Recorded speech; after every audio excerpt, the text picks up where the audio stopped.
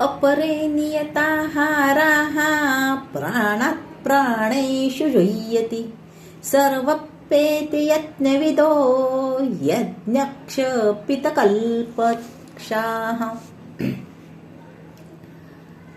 ज्याप्रमाणे यज्ञात आहुती दिली जाते त्याचप्रमाणे शरीर म्हणजे एक यज्ञ आहे आणि जे आपण अन्न ग्रहण करतो ती आहुती देतो आणि तो यज्ञ ह्या आहुतीनंतर प्रसन्न होऊन आपल्याला शारीरिक आरोग्य मानसिक आरोग्य देतो.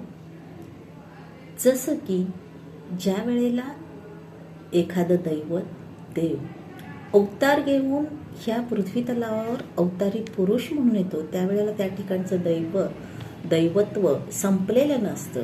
ह्या व्यक्तीमध्ये गेलं म्हणून जिथे आहे तिथलं दैवत्व संपलेलं नसतं.